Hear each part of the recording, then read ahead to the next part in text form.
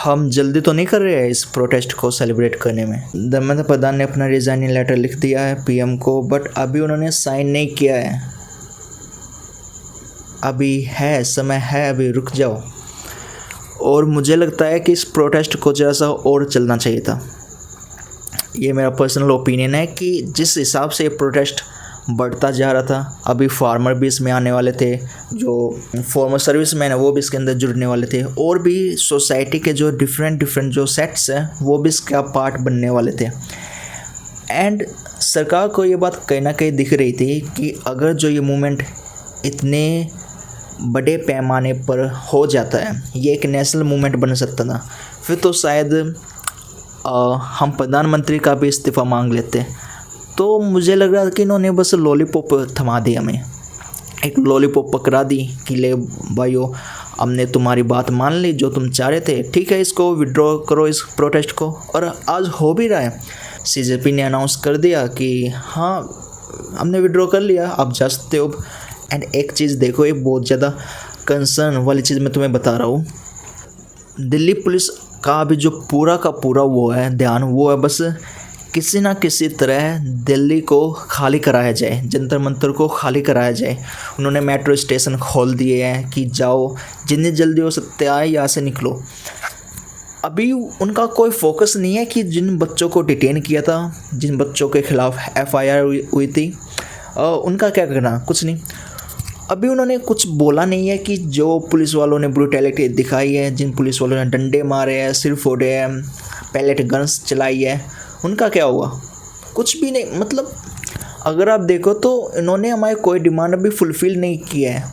नीचे वाले तो अभी पता भी नहीं है कि ये कब करेंगे, हालांकि टाइम दिया है इन्होंने, बट जिस हिसाब की ये सरकार है, मुझे लगता नहीं कि ये समय की इतनी पक्की है।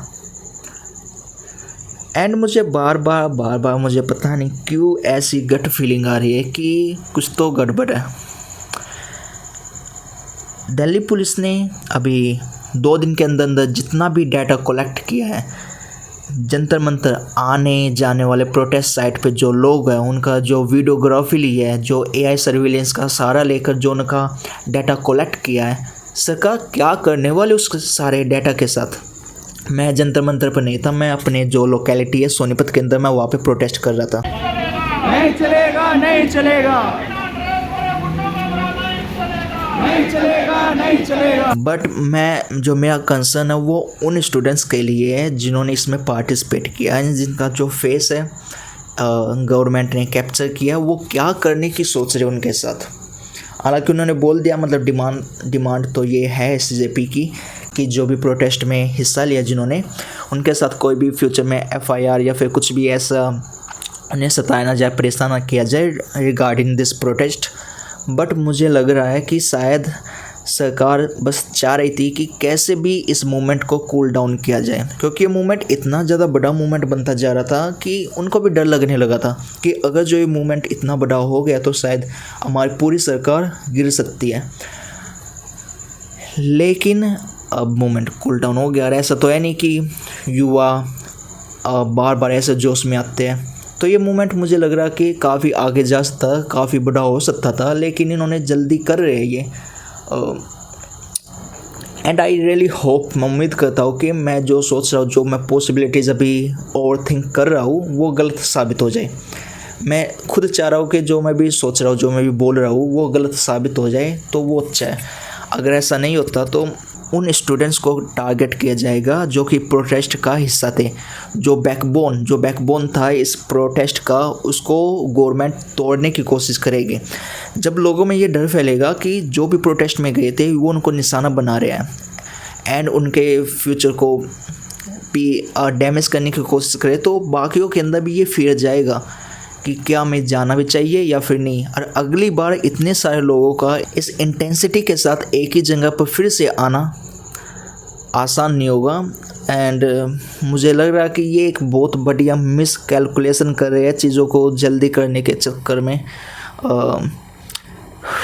पता नहीं क्या होगा, पर जैसा मैं सोच रहा हूँ वैसा ना हो तो ज़्यादा अच्छा है। एंड पर एक चीज़ है, इस प्रोटेस्ट ने एक दो चीज़ हमें बताई है, हमें बता दिया कि असली मीडिया कौन है, ये तो बताया, साथ ही साथ ये भी बता दिया कि जो ये सो कॉल्ड इन्फ्लुएंसर्स है, रजत दलाल, एलविस यादव और भी सो कॉल्ड बड़े बड़े यूट्यूबर्स और जो पूरी की पूरी बॉलीवुड इंडस्ट्री एंड क्रिकेटर्स, सबकी असलियत बता दी इस प्रोटेस्ट ने कि कौन कितना है, कौन कितने पानी में है, कौन कितने लोगों के साथ है और कौन बस अपनी मार्केटिंग करने के लिए, अपना बस पैसे बनाने के लिए हमसे जुड़ा हुआ है।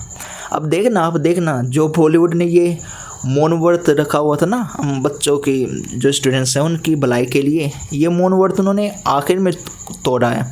अब धीरे धीरे सारे एक्टर्स बाहर आए गए निकल के, जैसे मेंढक होता ना, बारिश होती है तो वो बाहर निकल जाता है, तो अभी जैसे बारिश हो गई है, खुशी का माहौल है, तो वो मेंढक बाहर निकलेंगे, वो बोलेंगे अरे वाह इतना अच्छा प्रोटेस्ट हुआ है, हम आपके साथ है, ये फलाना ढिमकाना है।